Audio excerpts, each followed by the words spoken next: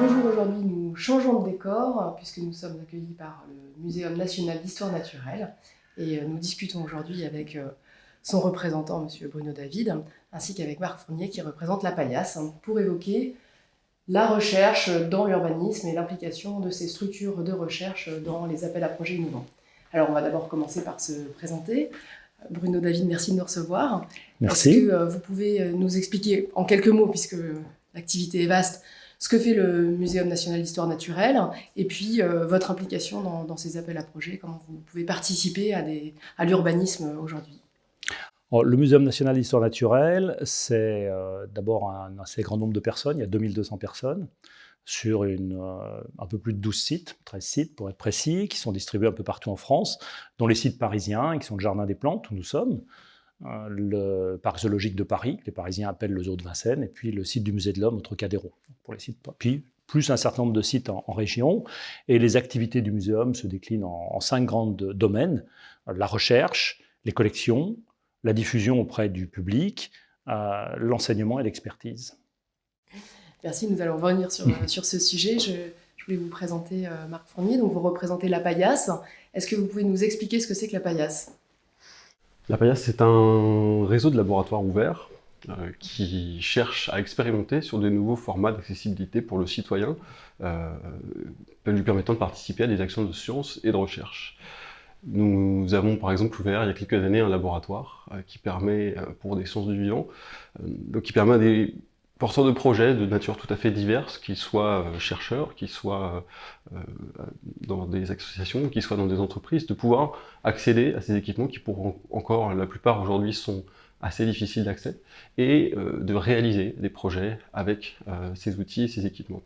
Le muséum, en revanche, a été plutôt mobilisé sur du protocole scientifique, sur l'accompagnement des projets pour diagnostiquer notamment la biodiversité en ville, puis voir comment le projet permettait de l'améliorer ou en tout cas de la modifier.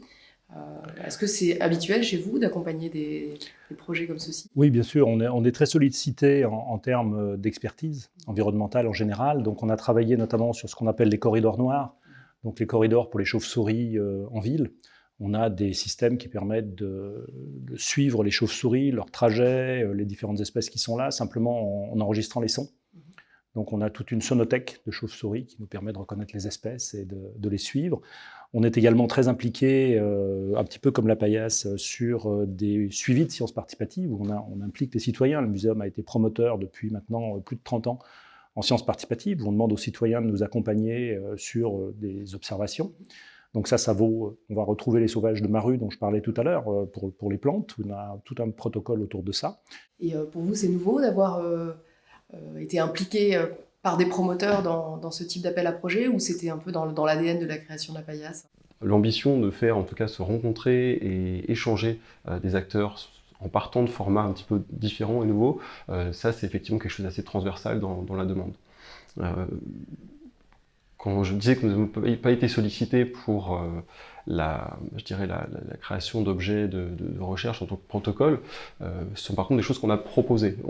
Même si on ne nous demande pas, il arrive qu'on fasse des propositions, notamment dans le cadre d'une recherche qui est aussi basée sur l'analyse des territoires, notamment sur l'épidémiologie. Donc là, on parle d'une recherche contre le cancer, qui est menée avec un partenaire qui est Roche, intégralement de manière ouverte, en tout cas en open source, et sur lequel il y a un assez gros travail sur l'analyse de données qui est remontée au niveau des territoires. Et ces données, elles sont encore aujourd'hui relativement peu nombreuses, en tout cas leur accès est relativement contraint et complexe, et une partie du travail du citoyen peut être de soit remonter, soit de nettoyer ces données, soit de l'analyser pour, par exemple, essayer de trouver des corrélations entre l'émergence de certaines maladies et des problématiques, d'ailleurs, qu'elles soient socio-économiques ou environnementales. Effectivement, on voit bien des enjeux, notamment dans les villes denses comme Paris, le réchauffement climatique, les épisodes caniculaires, les effets d'îlots de chaleur urbains sont des éléments sur lesquels aujourd'hui les architectes doivent travailler pour améliorer les conditions. Comment fait-on des îlots de fraîcheur à l'intérieur d'une ville pour l'été?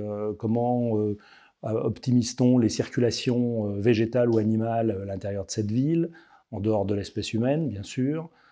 Bref, comment adapte-t-on les équipements, sachant que dans certains contextes, c'est très très difficile.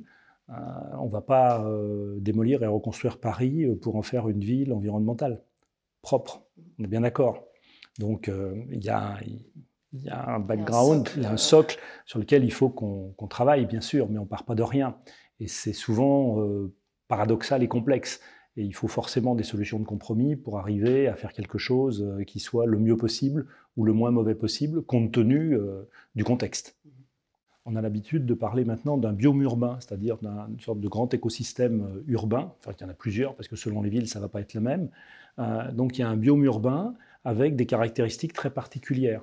Le nombre d'espèces, par exemple, d'oiseaux qui sont présentes en zone urbaine, en région parisienne, est plus important que le nombre d'espèces d'oiseaux qu'on a dans les grands champs de la Beauce ou de la Brie. Là, je vous remercie beaucoup de nous avoir reçus et pour vos propos. Et puis, à très bientôt. Mais je vous en prie. Merci beaucoup. Au revoir.